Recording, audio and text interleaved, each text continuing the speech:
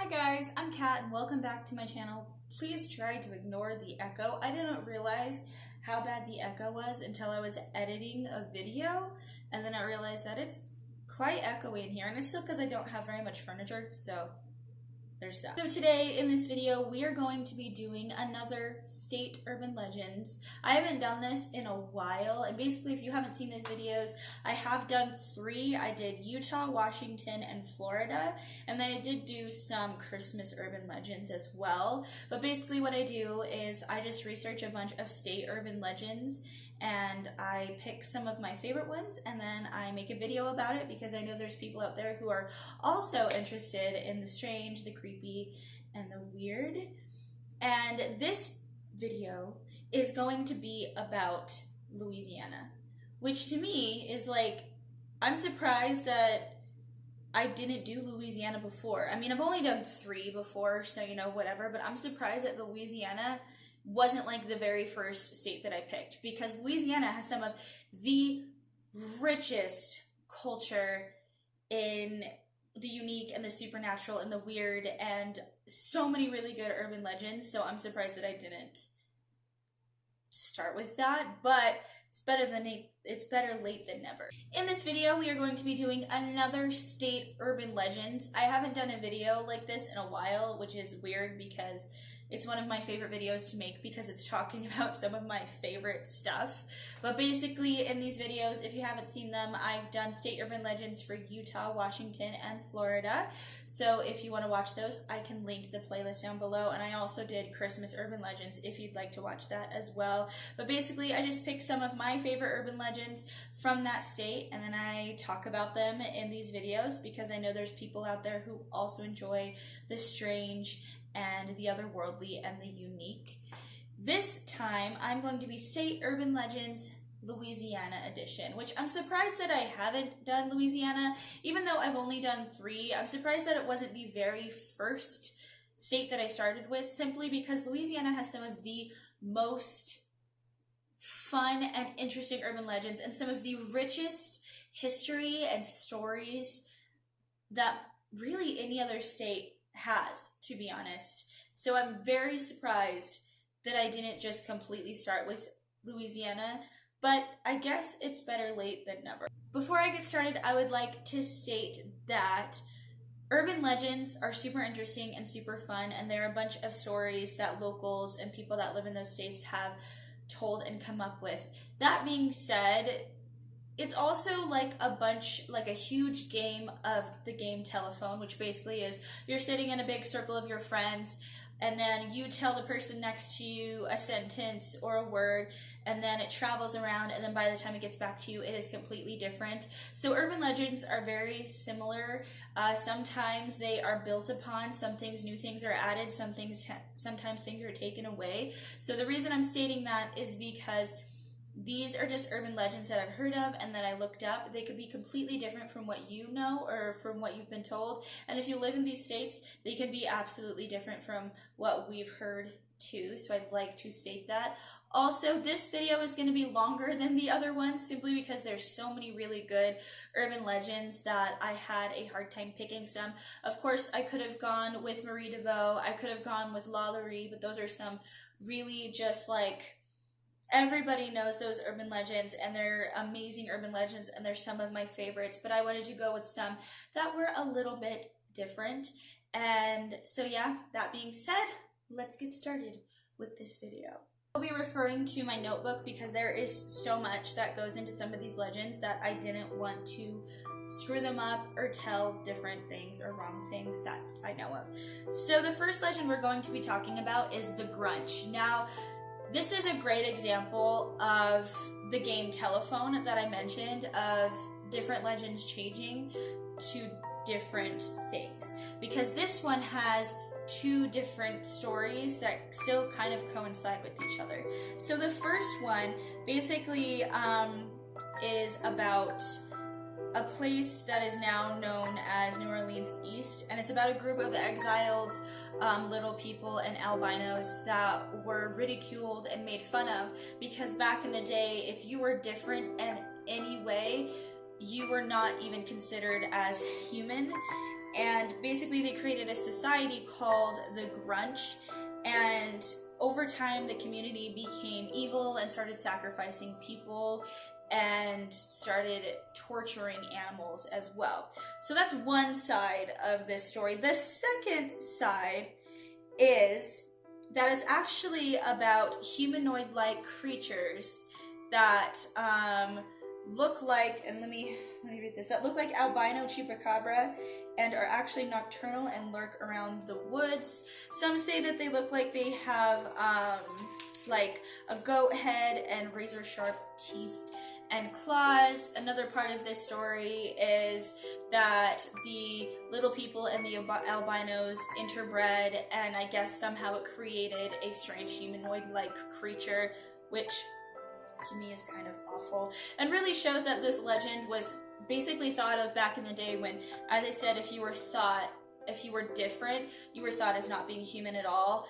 But basically, it's kind of a sad legend if you really think about it, that these people were thought that they had to be separate from everyone else because they just wanted to live their lives, but people wouldn't let them. And also, basically, so if you're driving within the New Orleans area and you see a goat and it's potentially looks like it's hurt, don't stop to help it, because the Grunch might get you and eat your heart and your flesh. So be careful to not help a hurt goat, which would be very hard for me because I'd have to help the hurt goat. The second urban legend we're going to talk about is about another creature, and this is also kind of another one that kind of has two kind of different versions but kind of the same story, and that is about the Rougarou. Now, I'm not sure if I'm saying it right. I could be completely saying it wrong. I'm basing it off of, there was a Rougarou in Supernatural, and that's how they said it, and that's kind of how I'm basing how I said it. But basically, this legend originates from southern Louisiana, and it's believed to be one of two things. Either it's believed to be a humanoid white wolf, or a person that can transform into a creature like a white wolf or a dog or even cattle or a pig or whatever animal that they could be. It was basically a legend. It's a legend, actually, that people tell their kids when they misbehave, because I guess this creature lurks around wanting blood, and it likes to feed on blood of people who are actually wrongdoers and misbehave, which is actually a great way to get children to stop being shitheads. Is basically, if you keep talking like that or acting like that, the Rougarou is going to come and eat you. But also, it's said that the Rougarou causes havoc in the streets and basically will continue to cause havoc until someone kills it. If you end up getting bitten, you could potentially become a Rougarou, especially if you end up talking about it to anyone else. And a part of the legend says that if you kill the Rougarou, the person or that Rougarou that's dying will tell you to not talk about the incident until a year later, or you will run the risk of also becoming a Rougarou yourself. To me, it's a branch off of kind of a werewolf or a skinwalker. I do kind of sense slight levels of lycanthropy up in there, but it is a little bit different. I have heard of Rougarou before, not just from Supernatural, but I've seen it in other places, in other stories, just different versions of a humanoid dog-like creature, and they're kind of very similar to this one. A lot of them have similarities, and I've always wondered which one based off the other, and I think a lot of me feels like those legends are based off of this legend, because Louisiana is a very old state and has a lot of it has a lot of rich culture and history and voodoo and magic and supernatural essence to it, and so I do feel that a lot of the legends that are very similar to this one might originate from this legend, but that's just my opinion. And we're going to talk about, and I'm going to butcher this word, so I apologize if you know how to say it. I should have googled how to say it before I started, but I didn't because it's irresponsible. But it's about the Devil Man of Algiers or something like that. I'm not certain, but basically this follows a legend of a man that resembled the devil, that back in 1938 he would go around harassing couples, and he would just mess with them. It said that he had big black horns, pink ears that look like stars, and like cartoon-like eyes, which would be terrifying, and that he wouldn't cause permanent death. He would never permanently kill people, but he would cause temporary death. Basically, the way that was described when I read about it was that it would make you feel like you were dying, and that you would have basically your life flash before your eyes as if you were dying whenever you were in his presence. Which I find this really fascinating because it's creepy and weird, and the thought of a creature that is mischievous and doesn't want to kill you, but it makes you want to feel like you want to die, to me is creepier than something that actually wants to kill you, simply because that has to be some fucked up shit to have something make you feel like you're gonna die and maybe want to die, but then it's like, no, never mind. But also the thought of seeing a creature that has big black horns, pink star-shaped ears, and cartoon-like eyes sounds terrifying, and I'd love to see pictures of that. I didn't actually look up pictures of that, and I bet there's drawings and pictures all over the place, and I bet you anything I'm gonna look it up and it's gonna scar me and stay burned in my brain for the rest of my life. This next legend I find very, very fascinating because it's creepy and ghostly and not creature-based, which a lot of these have been creature-based, but this one is different. So this follows some French women who came to the city, to New Orleans, to basically for arranged marriage, and they ended up staying in a convent until the men that they were meant to marry were like colonized and came to the city as well, so they could marry them. And that apparently these women had chests that looked very similar to caskets or coffins, and while they stayed at the convent, they actually stored those chests within the attic of this convent. I guess overnight, some of the contents, if not all of the contents within these casket chests, just completely disappeared without a trace. Nobody understood why. So naturally, the nuns were freaked out by that and were very concerned about potential demonic presence. So they ended up nailing the caskets shut and locking the attic door and having it blessed by the Pope. Now, the sad part of this story is that in 1978, 2 reporters ended up going to the convent and actually broke into that attic to see if those caskets were actually real. And the next morning, their bodies were found drained of blood, and they were decapitated, and their bodies were in the staircase of the convent, which is creepy to me because they were in the attic and then somehow their bodies ended up in the staircase. Now, this could be one of 2 things. Either demons, obviously. It could be a demonic possession. They could have seen something that they shouldn't have. Or, again, they could have seen something that they weren't supposed to see, and to save face, someone there could have killed them. I don't want to say the nuns, but it could have been the nuns. But it could also be, if the convent is old, someone could have been living there and could have killed them. But it could also be something really scary and supernatural, and potentially these French women who had these caskets could have been carrying something within them that was actually really dark and demonic, because they were having arranged, so this is a deep theory, so here we go. So they were having arranged marriages, which, from my thought process, nobody wants to have an arranged marriage, even if it's for, even if it's to keep their family, like, wealthy.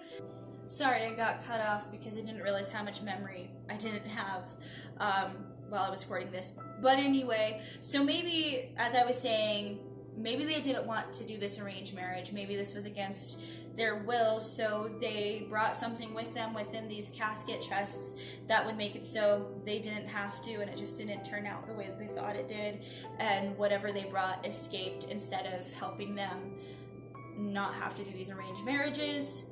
I don't know. Could be really fascinating.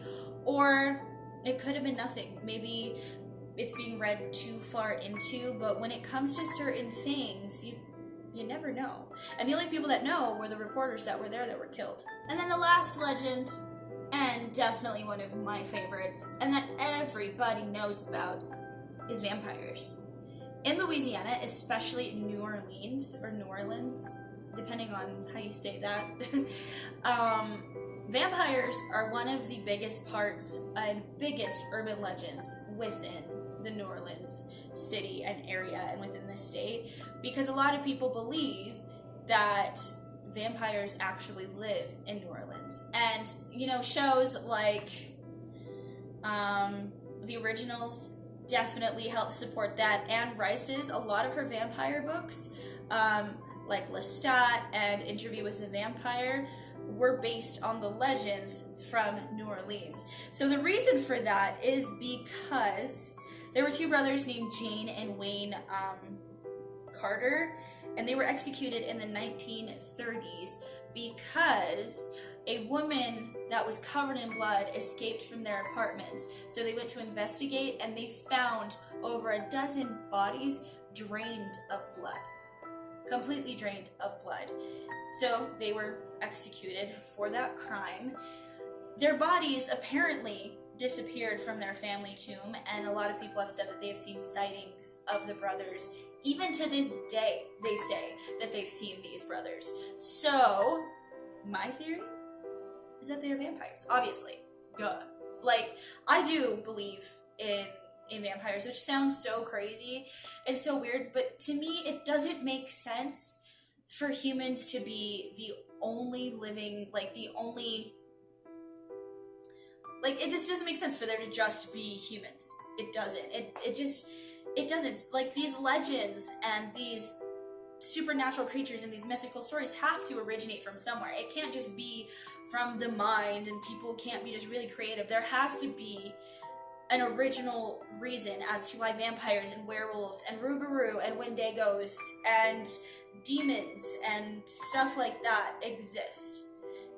They can't just come out of nowhere. And I know a lot of people are going to say that maybe someone, you know, read something and they interpreted it weird, or a picture or whatever, but where did those people get this story? Where did those people get these pictures or legends from back in the day? Because vampires and all of these creatures and supernatural things and mythical things have been in history for thousands of years, just in different ways. And so they have to originate from somewhere. And they may not be the version of vampires and stuff that we have created and romanticized, but it's really hard for me to believe that they never existed, or that they don't at all. Because there could be a chance that maybe these legends and creatures and things existed before and then they died out, or us humans were awful and pushed them aside, like most stories, and that they're still around, they're just keeping it hush-hush. Or they're not keeping it hush-hush and they're around us and we don't know it, and maybe we're too afraid or too stupid to notice that they're there. Because one fun thing that humans do is they fear what they don't understand, and rather than try to take the time to understand them, they destroy it or ignore it completely until they don't see it at all. Now, I know I said these urban legends were within Louisiana, but a lot of them had to do with New Orleans, and the reason for that is because a lot of the legends surround New Orleans. But a lot of the legends are statewide in Louisiana. It's not just in New Orleans, but a lot of it does circulate there. And I think it's because New Orleans is like the heart of that culture and is the heart of a lot of these stories and a lot of this. And one of the most fascinating things is the voodoo culture. And Marie DeVoe, Marie DeVoe. She was one of the most fascinating, and I was fascinated with all of that before, like, American Horror Story came out, or before The Originals came out. Those were things that I was extremely fascinated with, and then of course the shows came out and it just kind of, you know, dove deep into that. But it was there's so many fascinating things that have to do with that area. And I met a woman at work recently who's from New Orleans, and she was talking about Mardi Gras and just some of the really good food there and the really good stories, and it makes me want to go there more and more, not just because it's a fad or because it's a tourist attraction, but because there's so much stories and food and legends, and the architecture is so beautiful. Because I don't know if I've talked about this with you guys, but I have a thing for architecture. I don't know why, I just do, and beautiful buildings with stories. And I just want to talk to people there and hear what they have to say and the stories that they have, because I'm sure everybody there has a story. And maybe it's been romanticized because that's how it's been through like movies and TV shows and stuff like that. But at the same time, I'd like to go there and see for myself what it's like. And I know it's probably roasty toasty there, but I would really like to experience that. So there you go. There is another state urban legends Louisiana edition. If you'd like to see more states, let me know. I will be adding this to my playlist, so you can end up watching them all if you so desire.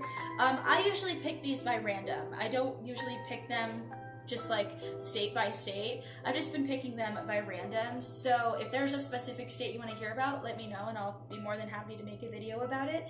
If there's any urban legends that you know of in your state or in Louisiana or Utah or Washington or Florida, let me know, and I would love to hear about them because they're some of my favorite things to learn about.